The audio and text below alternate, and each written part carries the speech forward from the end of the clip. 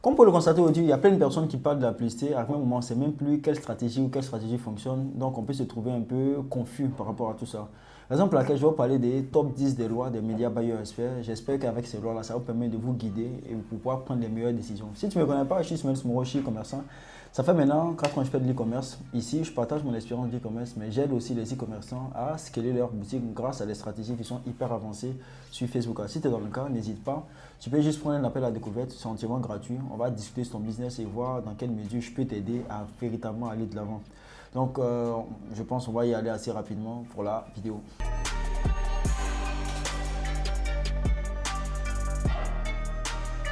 Comme je le disais au départ de la vidéo, aujourd'hui je vais parler des lois. Mais ces lois, ça fait maintenant 4 ans que je fais de la pub et au fur et à mesure, je me suis rendu compte de ce qui était véritablement important. Raison pour laquelle j'ai décidé de vous le partager et j'espère que vous allez enregistrer cette vidéo ou mettre véritablement en favori. Parce que plus on évolue, plus il y a beaucoup de choses on dit sur la publicité. Pas forcément que c'est vrai que c'est faux, mais arrivé à un moment, il faut savoir se guider parmi tout cela et prendre des bonnes décisions. La première loi dont je vais vous parler, c'est la loi du volume. C'est que le volume est plus important que la chance. Ça, je te dis, c'est très vrai. Parce que j'ai constaté une chose, en faisant de la publicité, la personne qui fait du volume va toujours remporter.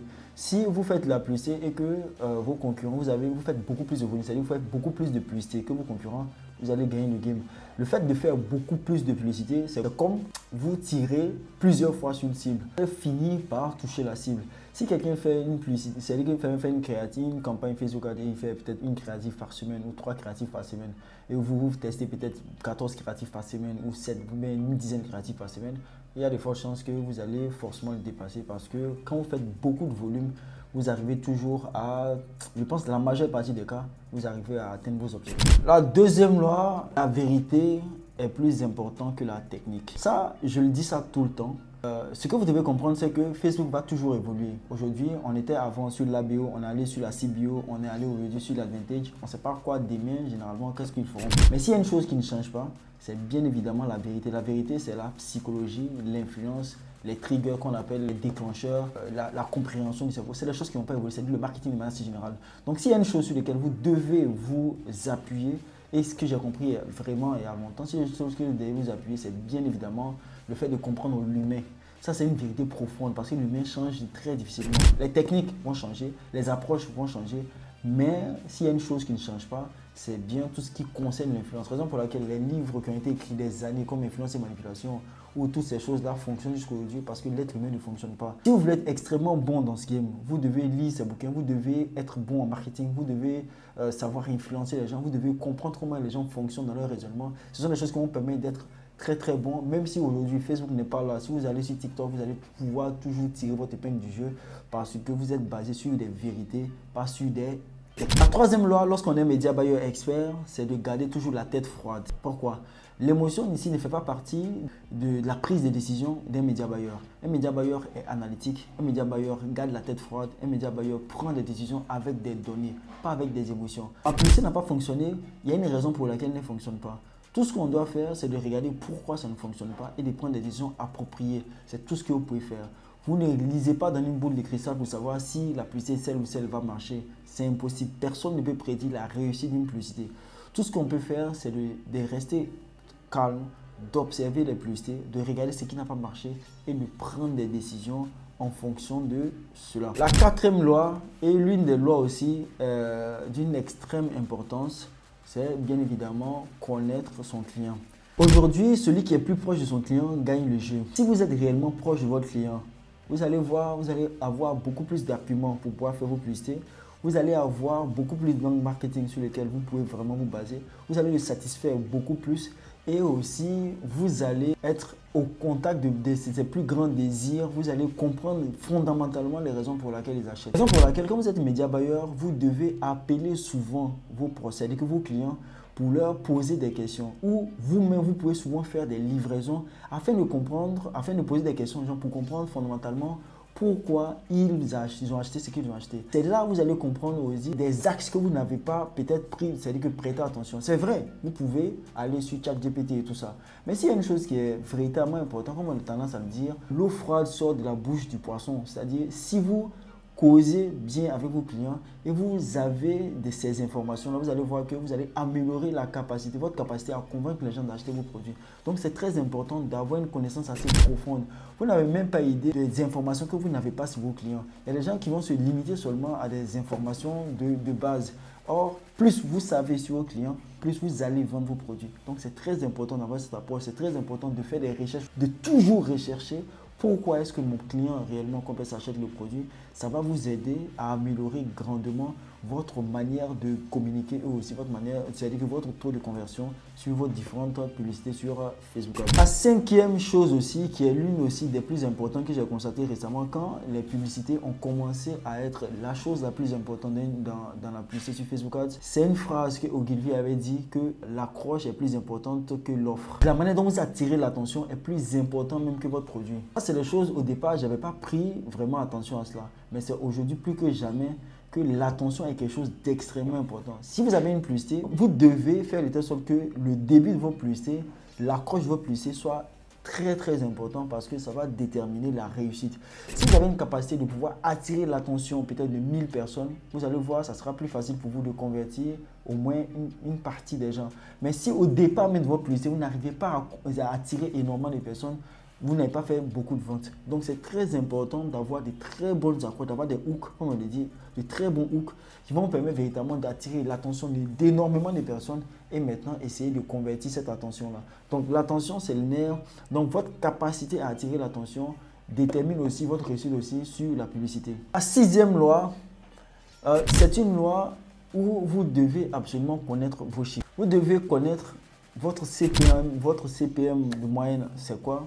Votre coût par achat, qu'est-ce que c'est? Votre CTR, vos hooks, vous devez connaître vos chiffres. C'est très important parce que le fait de connaître ces chiffres, ça permet de prendre des décisions qui sont extrêmement éclairées. Certes, on ne doit pas avoir des émotions, mais vous devez faire tout pour connaître vos chiffres.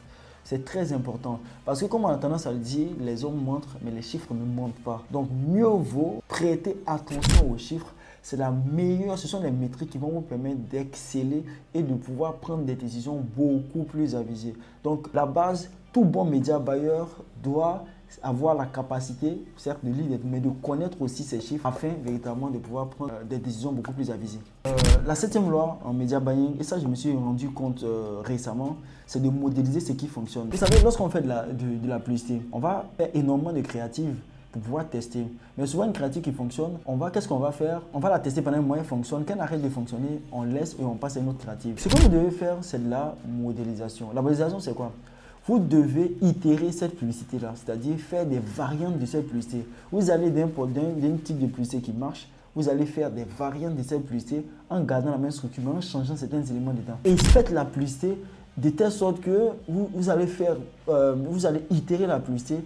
C'est-à-dire que vous allez l'épuiser même. C'est-à-dire que vous ne devez pas passer de plus en plus. Quand vous trouvez quelque chose qui marche en média buying, vous devez l'épuiser. C'est-à-dire que vous devez itérer, faire des variantes, vous devez faire ça au maximum afin de véritablement pousser la publicité jusqu'au bout. C'est comme si vous avez trouvé un produit, vous devez le scaler comme vous le pouvez en utilisant les angles marketing, en utilisant plusieurs angles marketing, en testant beaucoup de types de variantes, beaucoup d'aspects sur lesquels vous devez vendre le produit. Il y a des gens qui n'exploitent pas à fond, le produit ou l'angle marketing ou la créative et puis ils passent à autre chose. Vous voyez ce que je veux dire? Donc, si vous trouvez quelque chose qui fonctionne, essayez de l'itérer, essayez d'aller au maximum pour pouvoir essayer de comprendre fondamentalement, essayez de pousser réellement le bouchon le plus loin possible afin de vendre au maximum. Donc, c'est extrêmement important.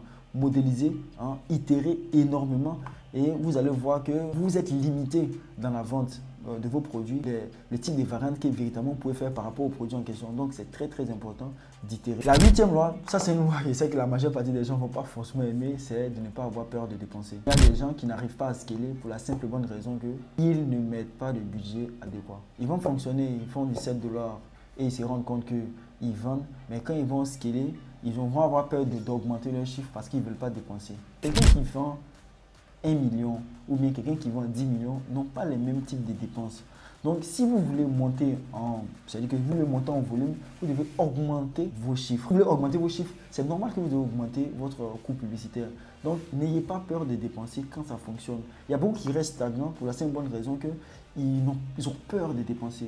Ça n'a pas de sens. Quand on est média buyer, on ne doit pas avoir peur de dépenser parce que ça fait que généralement, on laisse aussi beaucoup d'argent sur le. La 9e loi, vous devez comprendre une chose avec le média buying. On se concentre sur les 20-80. Ça veut dire quoi? Si vous faites une plus, c'est-à-dire que si vous avez une marque e-commerce ou bien si vous vendez des produits, vous allez voir qu'il y a certains produits qui marchent et certains produits qui ne marchent pas. Facebook ne fait pas fonctionner un produit. Facebook sert à vendre, à augmenter le volume d'un produit qui fonctionne déjà. Donc, un lot de produits et qu'il y a peut-être 2 produits qui fonctionnent, concentrez-vous aussi ces 2. Tout simplement. S'il y a 2 produits qui fonctionnent, vous vous concentrez sur les produits qui fonctionnent. N'essayez pas forcément de vous forcer à vendre un type de produit. Si vous voyez que le type de produit fonctionne, concentrez-vous là-dessus, essayez de vendre le maximum de ce produit, tout simplement. Si vous faites des tests de créatifs et que vous constatez qu'il y a un style de créatif qui marche, concentrez-vous, c'est-à-dire sur ce type de créatif pour pouvoir véritablement comme ça vendre dedans. Ça ne sert à rien de pouvoir se disperser. Si vous trouvez des choses qui marchent, allez jusqu'au bout. Essayez de faire ça comme vous, c'est-à-dire d'augmenter le volume ou bien de vous concentrer là-dessus. C'est beaucoup plus efficace que d'essayer de faire fonctionner des choses qu'à la base qui ne fonctionnent pas. Et la dixième et la dernière loi, c'est la loi du testing. Un média buyer, c'est un éternel testeur. Vous n'avez pas les boules de cristal pour savoir ce qui va marcher. Tout ce que vous pouvez faire, c'est de tester. Tester les offres, tester les angles marketing, tester les créatifs, tester les produits. C'est au-delà du test que vous allez savoir ce qui marche ou ce qui ne marche pas. Donc c'est très important de tester. Parce que si vous ne testez pas, vous n'allez pas savoir. Donc un bon média buyer, c'est quelqu'un qui teste. Voici les 10 lois que je regarde constamment. J'essaie de voir si je suis dans les... Quand j'essaie de voir si je suis dans le coup ou pas, je réactive ces 10 lois pour pouvoir me guider. Vous voyez ce que je veux dire? Donc ce sont les lois qui sont hyper importantes. Si vous tenez compte de ce que je viens de dire ici, vous allez voir que vous n'allez plus, vous allez savoir dans les circonstances qu'est-ce qu'il faut réellement combien ça faire. Vous voyez ce que je veux dire? Si vous suivez celle-là, vous allez voir dans quelle que soit l'évolution de la publicité, vous allez voir qu'est-ce que vous devez mettre en place ou bien comment est-ce que vous devez vous comporter ou bien qu'est-ce que vous devez faire. Donc ça m'a fait un plaisir véritablement de partager ces lois-là avec vous. J'espère que ça va vous guider dans votre quête d'exceller avec la publicité sur Facebook Ads. Si aussi beaucoup d'entre vous ont du mal à véritablement faire des chiffres avec Facebook Ads, n'hésitez surtout pas. Prenez un appel, ça me fait un réel plaisir de vous aider. C'est juste en bas de la description. Sur ce, on se dit à très bientôt encore pour d'autres vidéos.